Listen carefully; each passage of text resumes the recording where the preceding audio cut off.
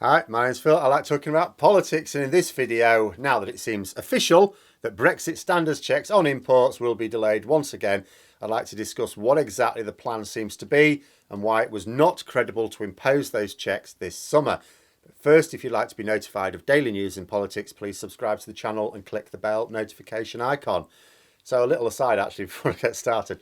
So I'd mentioned this before. I snuck into a Cold Chain Federation like Zoom meeting at one point, and they had some experts on there, various aspects of trade, discussing things. And I asked a question of one of the experts: do you think the government will actually impose standards checks this summer? And if so, what dodge can they apply? Because it was quite obvious even to me they couldn't actually just impose them. What dodge are they going to apply to sort of get away with it without crushing our trade? And the guy, he didn't answer the second part of the question, but he did say he did think the government would go ahead with it because it'd be too embarrassing. They've delayed it too many times. And I was there thinking, I'm not sure this government's too worried about being embarrassed all the time. They have no shame. But the latest news is indeed that the standards controls will be delayed, but the government don't know for how long. They could pretend that they'll just be delayed until 2023, but they've delayed them 4 times already. You know, extensions like this that people don't really know whether they can believe them are only going to give an even bigger headache for businesses who are trying to plan for the future. One idea is just to delay them until 2025. Oh, would that be just after the next election? Is that what you're thinking? Oh, right, okay, yeah. I talked about this recently when Jacob Rees-Mogg, the Brexit Opportunities Minister, suggested it. To be clear about what this means, it means that we will effectively not be enforcing standards at all for goods coming into our country from the EU. And that doesn't just mean from the EU, it means anything via the EU, which is the more serious concern. And the reason is that it would crush trade. That's even the government stated reason. It would knacker trade. Despite all this nonsense about being able to cope and nothing much would change with Brexit, the trade barriers have squeezed our flow of traffic. The roads to Dover keep getting blocked. Traffic management schemes keep needing deploying. It's happening all the time now. Used to be the case that maybe 3 or 4 times a year you'd get these traffic problems in Kent. Now it's almost every week. And we're in April. It's not peak time. We'll get way worse as the year goes on. And some were asking in the various comments, so why don't the lorries just go to other ports when Dover is busy? And you know, even some ministers have said, well, they could just go to other ports, you know, and some GB News commentators. And you just think to yourself, right, okay, explain the reasons. Because you might think that, you know, they could just hop across, couldn't they, and take a longer drive through the Netherlands or something like that. Thing is, first of all, the ports don't always go to the same destinations, of course. Like, if the road to London was too busy, I can't just take the road to Edinburgh instead. I mean, I'm not a big fan of London, so I think I'd be secretly pleased if I ended up in Edinburgh rather than London. But the point is that if you take a different port on the British side, you don't end up at the same place you were going to if you took the port you were going to take. You end up at a different port on the EU side. So then, yes, you've got a longer drive to wherever you were going. And the extra driving time and the cost of fuel might not compensate you. So you may have to put up with the queues. But the big one is that the other ports are all really busy as well. We haven't got... The news focuses on Dover mostly, certainly around Kent. And you might think, well, the other ones are okay then, are they? No, they're not. The situation is actually usually worse at the other ports. It's just you don't hear about it as much because it has less of an impact on overall trade.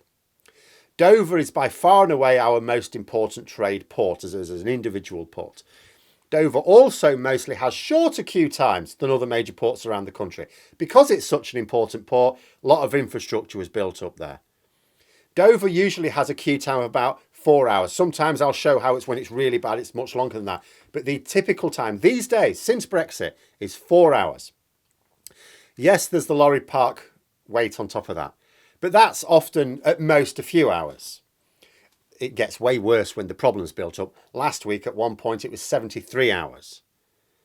But as for the other ports, Harwich, apparently the Southerners tell me it's pronounced, usually between 13 and 26 hours to Rotterdam. Felixstowe's usually about 22 hours to the same port. Portsmouth, about 13 hours typically, 13 hours. Newhaven, 9 hours. My neck of the woods, Immingham, there's usually a 25-hour wait. That's usual, that's normal. Killingham, 27 hours. Hull, 21 hours. Liverpool's usually 18 hours, Holyhead 6 hours, though those last two aren't as useful for getting goods to the continent because they go to Ireland.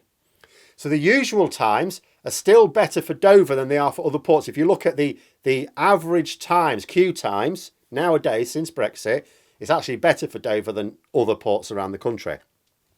And just as the approach to Dover can get really bad, so bad that traffic comes to a complete standstill for miles, the other ports can also have much longer waiting times as well. So it's not a case of just going, right, I can't get through at Dover, should we just go through Hull?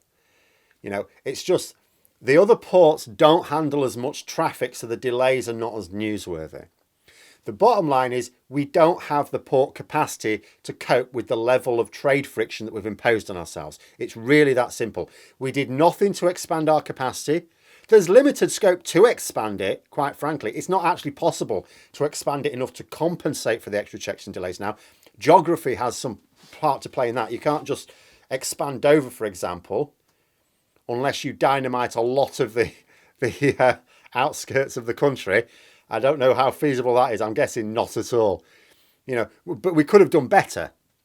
But there's no way of getting back to the level of traffic flow that we had when we were in the single market and customs union without going back into the single market and customs union. And this is why countries enter the single market and or customs union, to reduce those trade barriers. And this is the situation now. The delays mean that we can't handle the level of freight as it gets busy, which it will increasingly do as the year goes on. Also consider the delays that we can monitor in real time at the ports and the lorry parks. We can see that, but they're not the whole story. There are delays at the warehouses and distribution centres. Lorries won't even bother setting off from there until the documentation's in order. Why would they? Why on earth would they?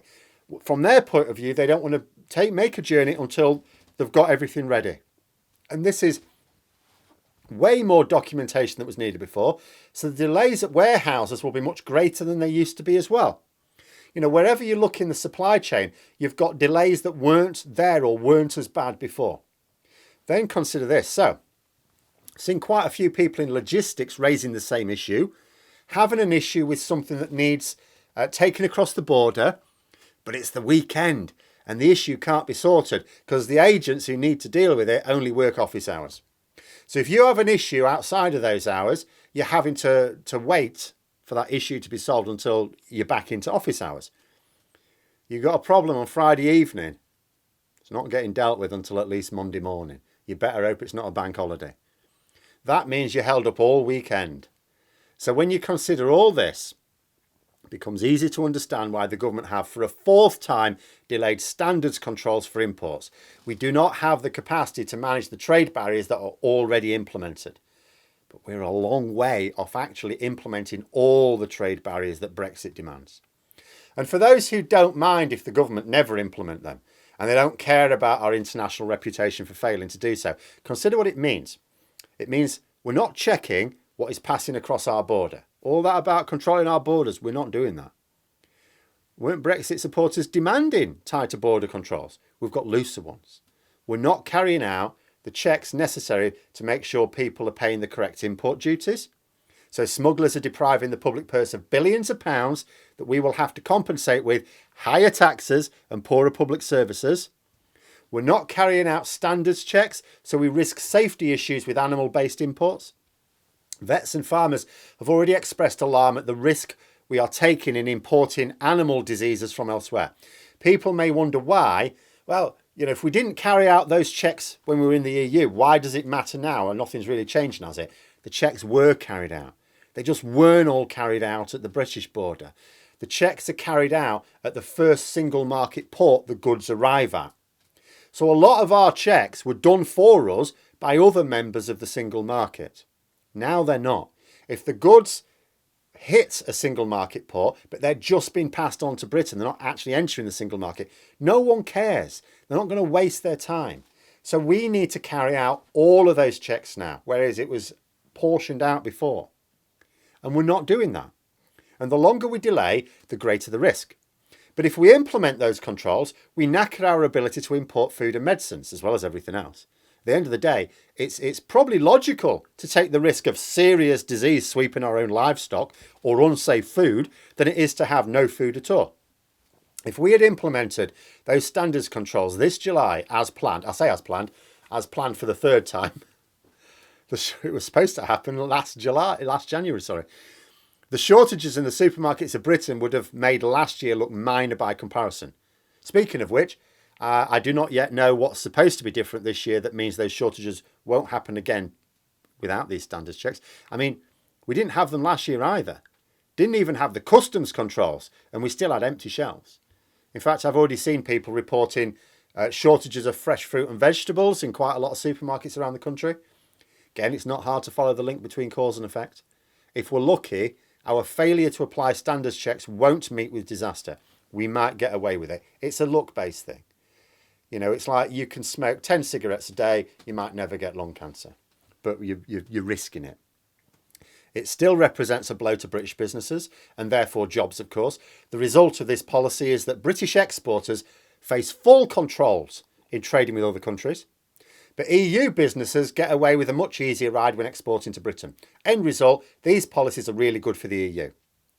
I might be making this point again later this week, but the likes of Jacob Rees-Mogg talk about not bothering with import controls as if they are EU rules. We should just ignore them. We don't have to do what the EU do. Just because they do that, we can do things differently now. They're not EU rules. They're World Trade Organization rules. Those lovely WTO terms that Brexiteers were so keen to try out. The EU don't care at all.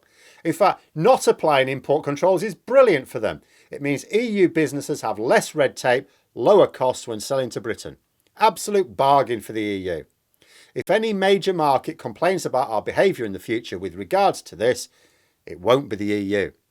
They are concerned only with the export controls from Britain to Ireland. So here we are, caught between a rock and a hard place. Can't apply full import controls because then we're knackered. We're knackered. We cannot get the food into this country that we need. We cannot get the medicines into this country that we need. We cannot get all the other stuff that we want into this country either. Empty supermarket shelves would be much more widespread and affect us for much longer each year. But that's if we're lucky. If we're not lucky, and our failure to apply standards controls does bite us in the arse via an animal disease running amok in the country, and it's reported in the news this has only happened because we weren't applying those standards checks, it'll absolutely blow up. People will demand something be done.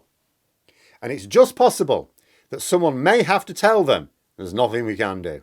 Taking back control my arse. But those are my thoughts. Let me know yours in the comments below. I hope you found the video interesting. If you did, please click the like button, and until next time, I'll see you later.